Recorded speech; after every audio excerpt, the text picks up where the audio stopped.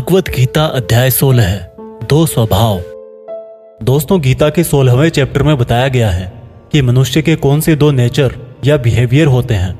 श्री कृष्ण बोले, हे अर्जुन, इस संसार में 2 तरह के स्वभाव हैं, देवीय स्वभाव और असुरी स्वभाव, यानी कि देवता के समान और राक्षस के समान। पहले मैं तुझे देवीय स्वभाव के बारे में बताऊंगा।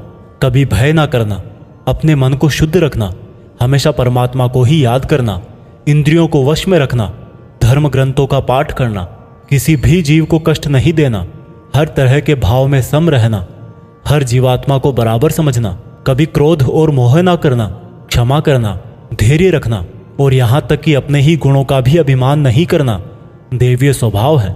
अब मैं तुझे असुरी स्वभाव बताऊंगा।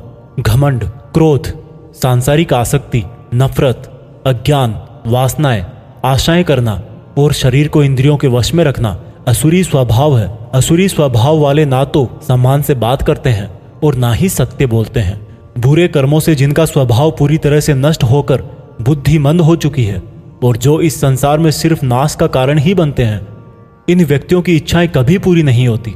उन व्यक्तियों का सुख सिर्फ इंद्रियों के सुख तक ही सीमित है। वह हमेशा और अधिक वस्तुएं प्राप्त करने में ही लगे रहते हैं। वह हर काम को करने वाला खुद को ही मानते हैं। वे सिर्फ दिखावे के लिए ही धर्म और दान करते हैं। देवीय स्वभाव से मुक्ति होती है, जबकि असुरी स्वभाव से बंधन उत्पन्न होता है। असुरी स्वभाव वालों को तो मैं बार बार असुरों में ही जन्म देता हूँ। इस तरह से असुरी हमेशा नीचे गिरते रहते हैं। हे अर्जुन, काम, क्रोध और लोभ ही नरक के 3 द्वार हैं। इसलिए इनको जितना जल्दी हो छोड़ देना चाहिए।